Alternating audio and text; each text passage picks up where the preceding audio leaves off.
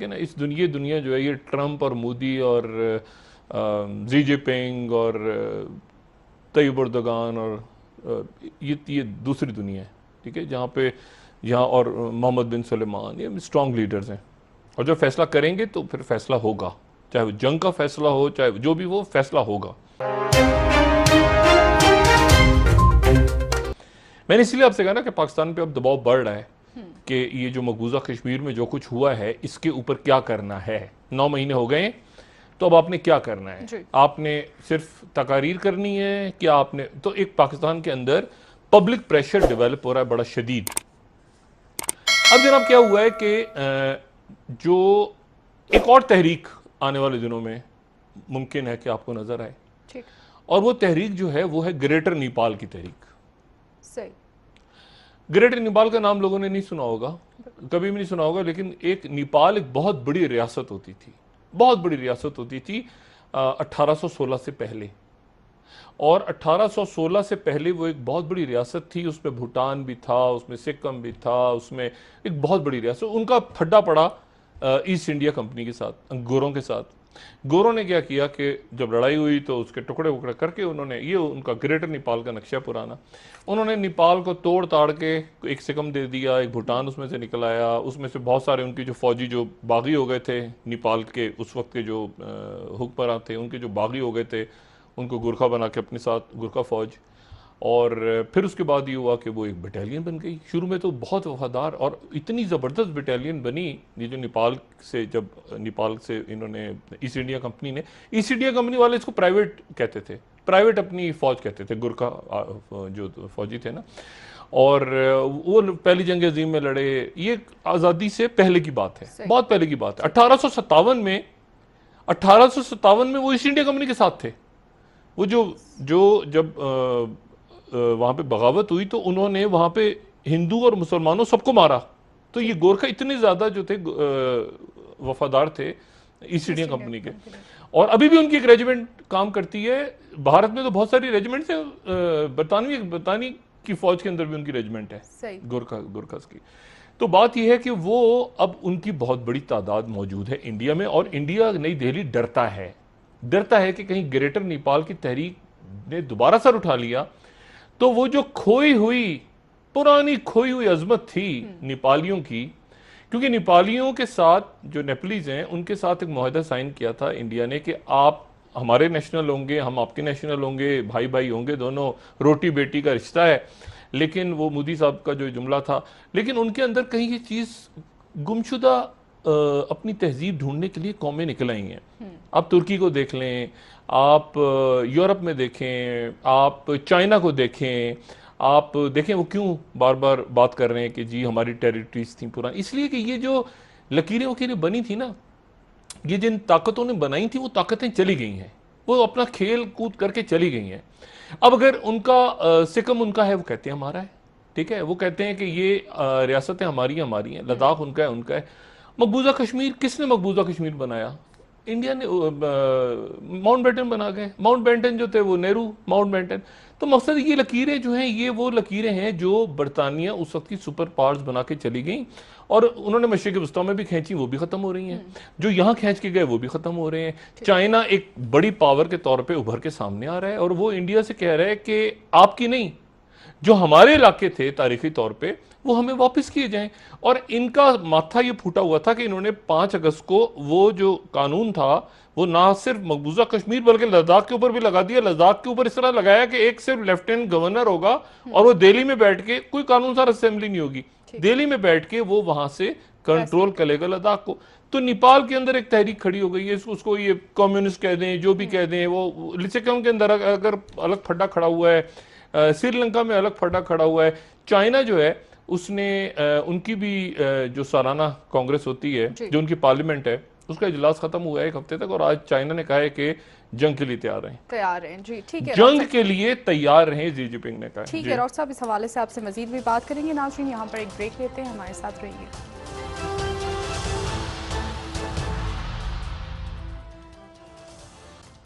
Welcome back नाज़रीन जी। Doctor साहब, आपने ब्रेक से पहले खित्ते में एक कशीदगी के हवाले से बताया, क्या आप समझ रहे हैं कि इसके पाकिस्तान पे क्या असरात मुरतब होने जा रहे हैं? पाकिस्तान का हिस्सा है ये, ये पाकिस्तान का हिस्सा है जहाँ पे इस वक्त जंग हो रही है, और पाकिस्तान का एक हिस्सा है जहाँ पे लाखों लोग जो हैं वो 9 माह से जिनके ऊपर शदीद लॉकडाउन है। नजरबंद है।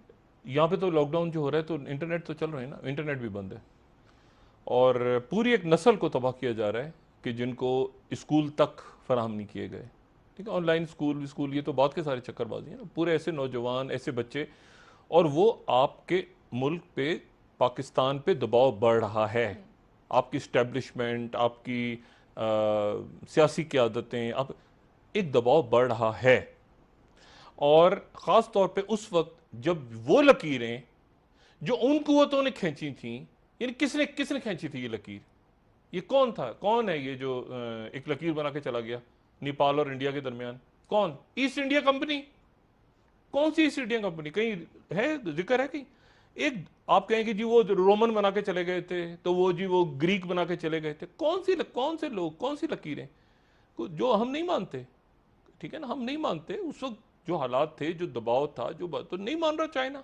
चाहे वो आप लकीर खींच के चले गए, वो उस वक्त बड़े वायसराय बैठे हुए थे, तो भाई जो भी वायसराय थे उस वक्त, ये माउंट बैटन और फलाना और ढिमाकना नहीं मानते, लोग नहीं मान रहे। ये मैं अपनी बात नहीं कर रहा हूँ, एज अ पाकिस्तानी बात नहीं कर रहा। आप मशरिक वस्ता में देख लें, आप ये चाइना को देख लें, नहीं मान रहे लोग पुरानी लकीरें। नई दुनिया है, इस दुनिया में उस वक्त की जो पावर्स थी उन्होंने लकीरें खींची थी। फर्स्ट वर्ल्ड वॉर में किसने लकीरें खींची थी? उसके बाद जो फातहीन थे, ठीक है ना। सेकंड वर्ल्ड वॉर में कौन बन गया यूनाइटेड नेशंस के 5 परमानेंट मेंबर्स? जो जीते हुए थे। अभी अगली दुनिया जो है, इस दुनिया में नई लकीरें खींचेंगी, और वो नई लकीरें जो हैं उसमें वो लकीरें मिट जाएंगी जो अंग्रेज खींच के गया था। और अंग्रेज भी कौन सा? East India company. East India company की फौज, माशाल्लाह। अच्छा, ईस्ट इंडिया कंपनी की फौज जिन्होंने नेपाल के साथ सरहद खींची, और सरहद वो बनाई जनाब एक जिसका कोई सरपैन ही नहीं है चाइना के साथ। वो ये जो गलवान वैली से गुजरती है, और ये गैलवन वैली जो है, मैंने आपको बताया ना, इसकी स्ट्रेटेजिक इंपॉर्टेंस, ये ऐसे प्यार मोहब्बत से ये वो स्ट्रेटेजिक इंपॉर्टेंस। और उसके बाद दूसरी जो बात है वो देखें कि ये पेंगोंग झील है, वहाँ पे पेंगोंग झील, पेंगोंग लेक कहते हैं इसको। ये पेंगोंग लेक जो है, ये पेंगोंग लेक भी वहीं पर है, यानी लद्दाख में, और लद्दाख के अंदर ही कारगिल है। अब मेरे आने वाले दिनों में जब बार बार मैं कारगिल का जिक्र करूं ना, तो आप समझ लें कि कहीं ना कहीं मेरे दिमाग में कारगिल दोबारा आ रहा है कि ठीक है। उसकी वजह ये है कि जब कारगिल पे ये ऑपरेशन विजय इंडिया की जब पाकिस्तान के साथ जंग हुई 99 वाली, तो उनकी फौज पाकिस्तान के साथ उलझ गई। इसी दौरान क्या हुआ कि चाइना ने मुकम्मल तौर पे फायदा उठाते हुए अपनी जो लाइन ऑफ कंट्रोल थी उसको थोड़ा सा आगे कर लिया। तो उनकी जब वो पीछे पलट के देखा उन्होंने, इंडियन फौजियों ने, तो उधर से उन्होंने कहा अरे, लेकिन उस वक्त गुड़ी गुड़ी चल रहा था, चीन से क्या हम लड़ना, ये तो अफ्यून खाते हैं, फलां खाते हैं। उससे तो 1999 की दुनिया थी ना, वो थोड़ा सा वो आगे आए हुए थे। और आप देखें चाइना की जो सॉफ्ट पावर है ना, अमेरिका की सॉफ्ट पावर साथ साथ चली। उन्होंने लोगों का खून बहाया, अमेरिका ने दुनिया में, बरतानिया ने खून बहाया, ये जितनी सल्तनतें थीं इन्होंने लोगों का खून बहाया। इन्होंने ड्रोन्स मारे, अपनी हार्ड पावर शो की। हार्ड पावर्स होती हैं सल्तनतों की हमेशा, रोमन एम्पायर्स की, घोड़े दौड़ा दिए। ग्रीक्स हैं तो वो जनाब गर्दनें काट रहे हैं, हल्लाकू खान फलाना, जितनी भी आप सल्तनतें देखें, तो अमेरिकन की, लेकिन जब हार्ड पावर अपनी शो करते थे तो उसके साथ साथ सॉफ्ट पावर भी शो करते थे। यानी उसके साथ साथ आपको उनकी सॉफ्ट ड्रिंक्स भी मिल रही हैं, बम भी पड़ रहे हैं, आप उनके बर्गर भी खा रहे हैं, उनकी जीन्स भी पहन रहे हैं, आप हॉलीवुड की मूवीज भी देख रहे हैं, उनका फेसबुक, उनका ट्विटर, उनका वो भी कर रहे हैं, और साथ साथ वो लोगों की गर्दनें भी कट रही हैं, 100 आदमी जो है। तो उनकी हार्ड पावर और सॉफ्ट पावर एक साथ थी। चाइना जो है गालिबन इस जो हमारी जदीद तारीख है, उस तारीख में वाहिद ऐसी सल्तनत बन के सामने आई है जिसकी सॉफ्ट पावर नहीं आई सामने, सवाए इसके कि उनका चाइनीज खाना अच्छा होता है। और कोई सॉफ्ट पावर की चीज मैंने कम से कम चाइना की इतने सालों में, उनके डिप्लोमेट्स होते हैं, मिलते हैं जुलते हैं, लेकिन जिस तरह अमेरिकन एक होता है ना कि सॉफ्ट पावर, यूनिवर्सिटी हमारी, अब आए देखें ना, ये करें, देखें, घूमें, सैर करें, वो पूरा जो एक मगरबी एक कल्चर होता है कि अच्छा जी ये करें। चाइना सिर्फ अपने, अगर आप पूछे ना कि चाइना की सॉफ्ट पावर क्या है, तो आपके जहन में फौरी तौर पर चाइनीज खाना ही आएगा। ये स्पाइसेस आ जाएंगे, और वो खामोशी के साथ चाइना आगे बढ़ा है। और वो अपनी जो गुमशुदा, क्योंकि ह्यूमिलिएशन हुई है, चाइना ये महसूस करता है कि गुजरे चंद सालों के दौरान और दहाइयों और सदियों के दौरान उनको ह्यूमिलिएट किया गया, बेइज्जत किया गया है। नेपाल के लोग भी जब 1816 में ये उनका मुआहदा हो गया, तो उसके बाद वो नेपाल के अंदर ये बड़ी स्ट्रॉन्ग किस्म की वहां पर ये एक सेंटिमेंट मौजूद है कि जी हमें जो है वो हमारे साथ जुल्म किया गया, और उनकी पूरी एक सल्तनत थी, और उनकी सल्तनत को एक मुआहदा हुआ, और मुआहदे के तहत जो है वो उन्होंने वो तकसीम कर दिया, और तकसीम करके उसके बाद वो अल्लाह खैर सल्ला। लेकिन मसला ये कि क्या वो मुआहदा रहेगा फ्यूचर में, क्या वो अंदर, देखिए ना, ये तो एक बात हो गई कि कम्युनिस्ट पार्टी है और चाइना के साथ वो क्लोज है और सब कुछ होगा, लेकिन मैं आगे फ्यूचर में कहीं जाके मुस्तकबिल में मैं ये ग्रेटर नेपाल की तहरीक एक है, बहरहाल उनके अंदर लोग मौजूद हैं। आप नेपाल के अंदर जो है, देखिए नेपाल के बहुत सा, आप सिक्किम में चले जाएं तो आपको नेपाली बोलने वाले नजर आएंगे। जब बड़ी बड़ी नेपाल की सल्तनत तोड़ दी ईस्ट इंडिया कंपनी ने, तो एक सिक्किम अलग कर दिया, भूटान अलग कर दिया, कई इधर उधर रियासतें वगैरह थे।